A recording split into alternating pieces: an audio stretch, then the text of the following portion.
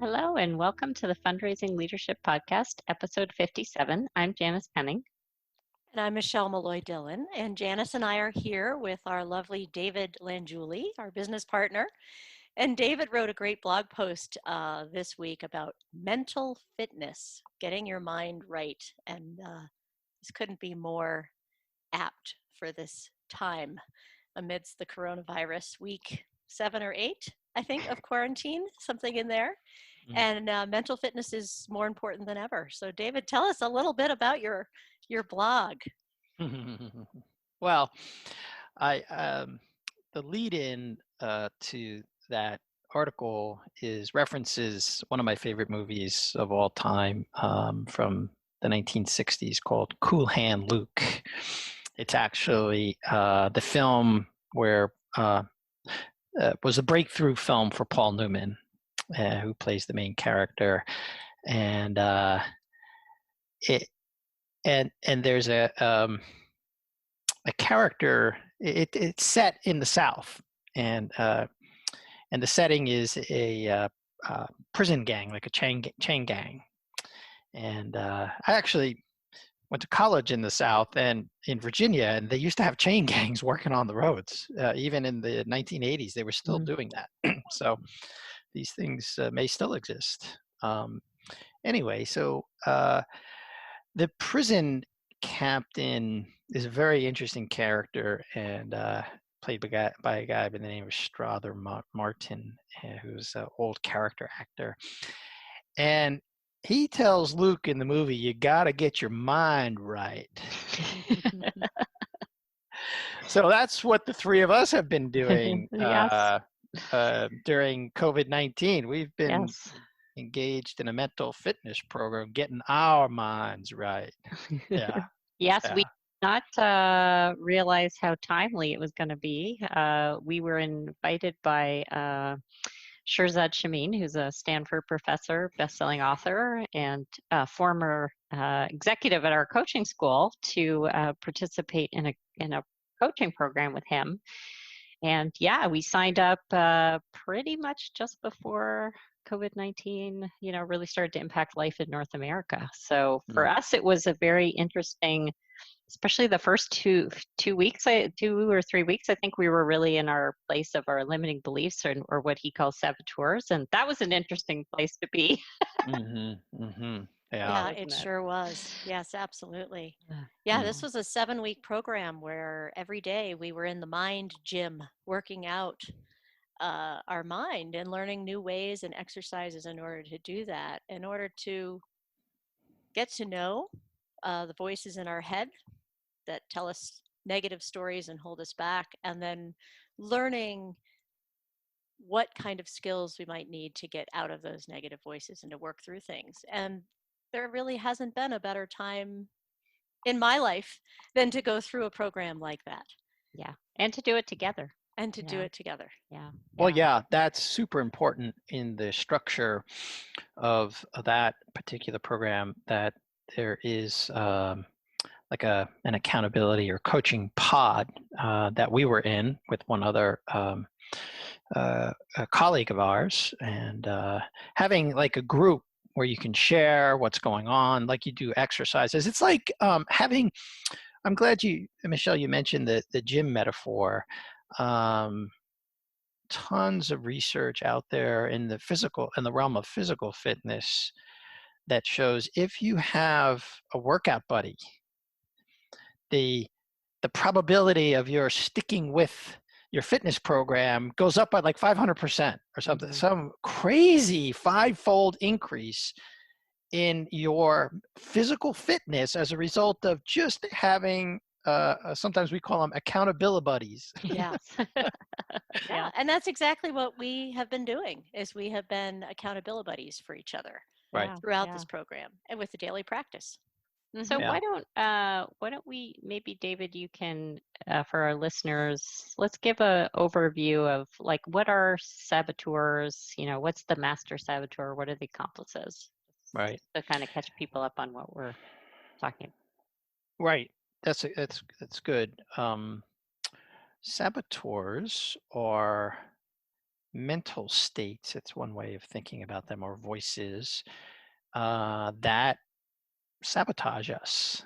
You know, by definition, a saboteur is something that um,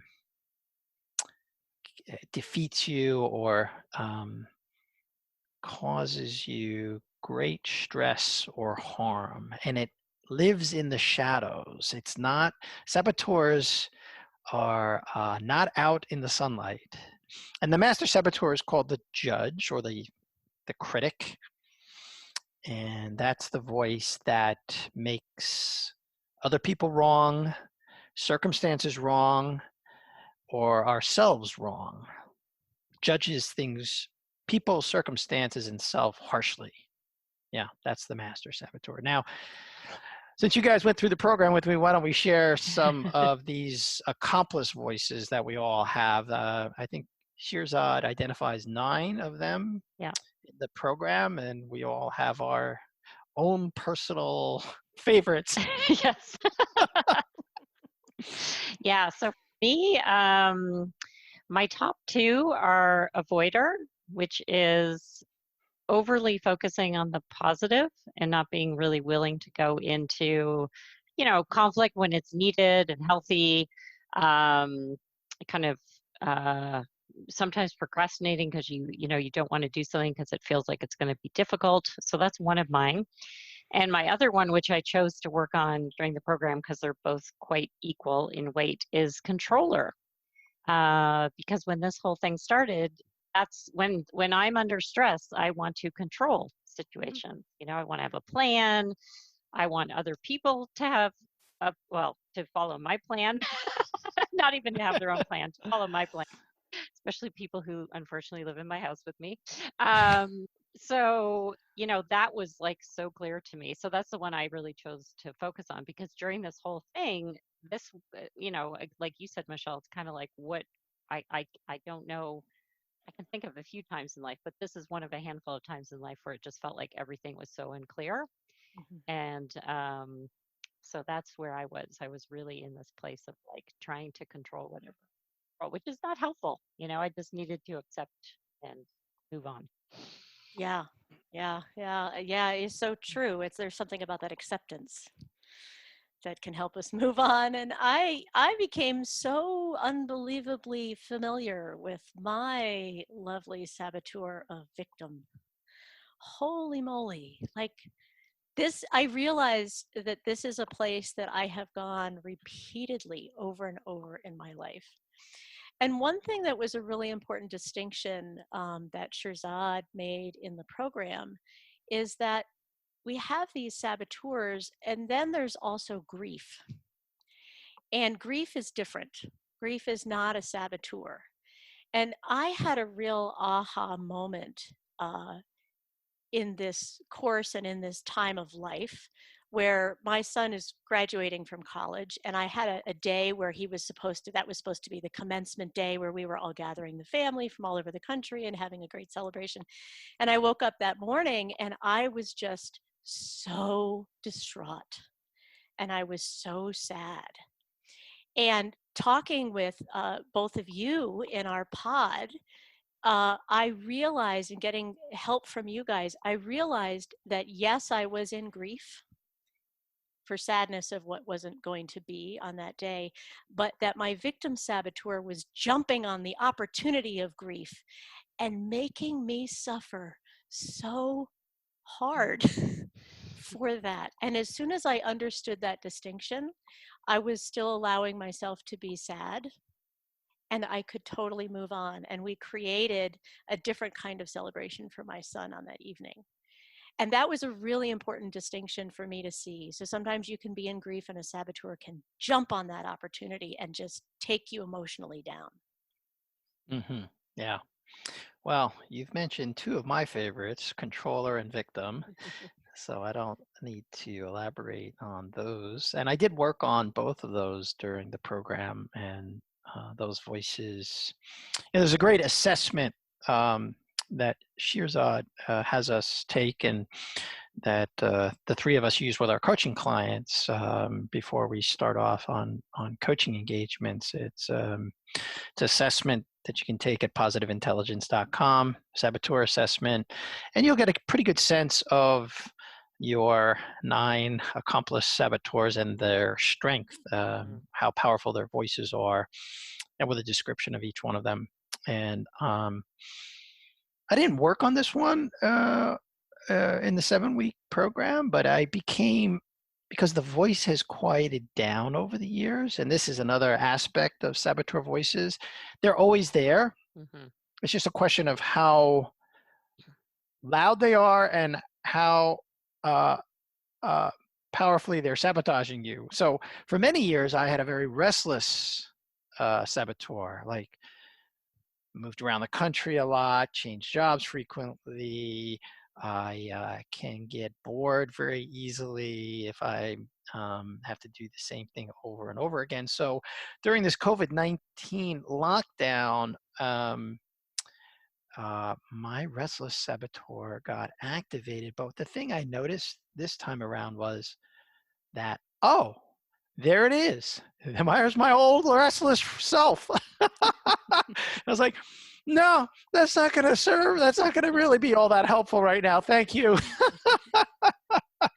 Well, and I Yeah. love what you're pointing out too, David. It's not like we get rid of our saboteur voices. Like they're always there. They're always sort of bubbling around. Yeah. But getting to know them on a deeper level and then learning some tools of what you need to do to sort of choose to keep them or choose to let them leave the room can help us manage those saboteurs Yeah. and be more in control of them rather than they are in control of us. Yeah, the one metaphor I liked a lot, and it's coming up again as you're both speaking, is, like it's like touching a hot stove. Like the pain of touching a hot stove is important because we need the message to say, take your hand off the hot stove, and especially what you were saying, Michelle, it's like, but you could choose not to stay there, and so it is like you're saying, David, like the restless came back. And I mean, I joke, I barely have a restless saboteur, and I started to have a restless saboteur last week. I mean, it's just, it's like so much of the same, right, for the last 8 weeks that it's hard not to have that come in. It's the recovery, and this was a huge part of the 10-month leadership program that we all did, where it's like, it's not about not falling down, it's about the recovery, and it's about shortening the amount of time it takes to recover. We're always going to stumble.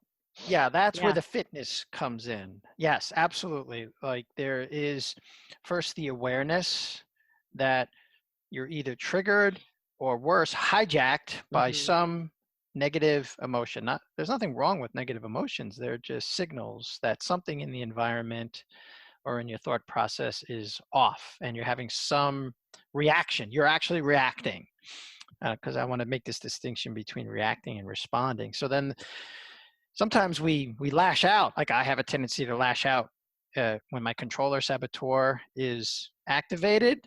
And if I am reacting rather than responding, I react with anger.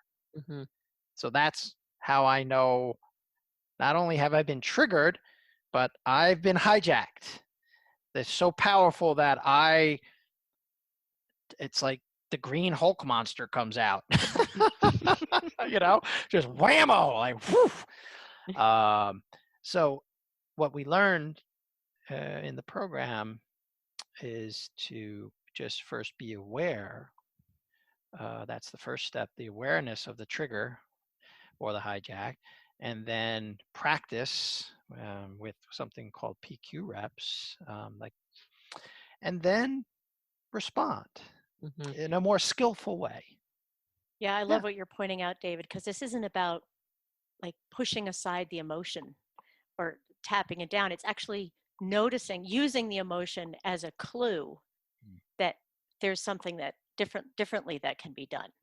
And using the PQ reps helps us to tune more into what's helpful when we're feeling those intense emotions and to get out of them and to do something with them, because they're such an important sign for they're like a compass, like something has gone wrong and I don't know what's wrong and what's happening, and oh wait, okay, now I can be more on top of it. Now I can understand what's wrong and do something about it, rather than going into complete overwhelm of the emotions and shutting down our logical brain in every single way. Mhm. This is like Mhm. getting back to the logical brain through the emotion. Yes. Oh, I like that. Yeah. Yeah, exactly. Well, and it takes what I'm learning is that, and this is where the gym metaphor comes in again. It takes practice. It takes a certain level of just resilience or fitness to be skillful at this. Yeah. hmm Yeah. hmm Yeah. And it takes community. So, one of the nice things for us now is having been through this, we are now able to start to teach other people and kind of like show up at the PQ gym and be the trainer Exactly. We are Yeah. the PQ personal trainers now. as Yeah. we Yeah. continue to do our own work, I and was just going to that say, and yeah, we're continuing to do it as well, because this isn't something that you just let go of. This is like a yes. practice. Yeah. Yeah, Yes. yeah. So let's Yeah. We go in the gym. We still go in the gym. yeah, Absolutely. We did right before this call. We decided to go in the gym right that's Right. right. before we hit record. Before we hit record, yeah. So David, why don't you tell people a little bit about our PQ fitness program? Yeah. So um, we got inspired by and trained by Shirzad, um, and his vision, which we share, is to make this work more widely available. And he's doing it by training coaches like us, and now we're bringing it out to our community. And it's a 7-week program. And why 7 weeks? Well, there is just a certain amount of uh, practice that's required. I think most people will recognize, or I know we've talked about it, habits. Certain, it takes hmm a while to build a habit.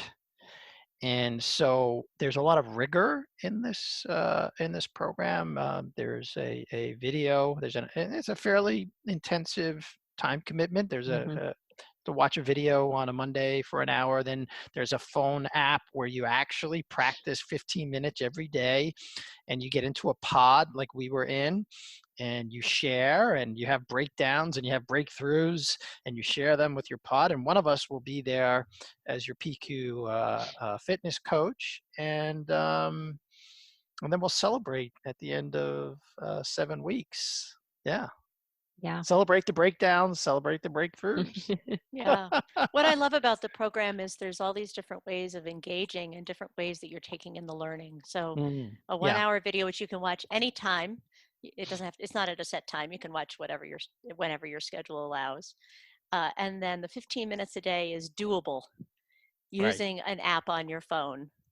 And then having the interactive live pod like we had with each other, Mhm. where we talk about our learning and our struggles and things like that, to really solidify the learning over the period of time, which is what the magic is creating that different pattern for yourself over a period of time. Yeah, yeah, yeah, and it's it's a lot of content. And what I love, really, I think all of us really love about Shirzad is it's scientific, it's tested. He is a Mhm. professor at Stanford. He's using neuroscience, MRI imaging to really tune in on something that is proven to work. And so it is an investment of your time, and it's well documented that it will make a huge difference. And the three of us are testifying to that. Yeah. Yeah, we are. Well, and 500,000 people worldwide so far. So, and he wants to grow that significantly, and we're going to help, you know, Yeah. Yeah. help you get your mind right. And I so want to point out from a personal perspective, when we signed up for this program to do it ourselves, I was all in, and then COVID hit, and it was literally the most chaotic time, one of the most chaotic times of my life. hmm And there were a few times in the beginning where I thought, what am I doing? Why am I doing this now? And it was, thank God, it turned into thank God I am doing this now. Mhm. So I just want to point that out. Like, it was Yes. so helpful during this time of chaos and sort of overwhelm and not knowing what was going on, for me personally, that don't let that stop you. Well, the having saboteurs those will thoughts. definitely stop you. So notice Yes. that's a saboteur voice. Yes. Absolutely. Why the hell am I doing this now? That's right. a judgment like of the circumstance, and it's a judgment of yourself. That's right. Of like, this is wrong. I shouldn't be Yes. doing this now. See? Right there, Right. you'll get stopped. Right. Yeah. Yeah.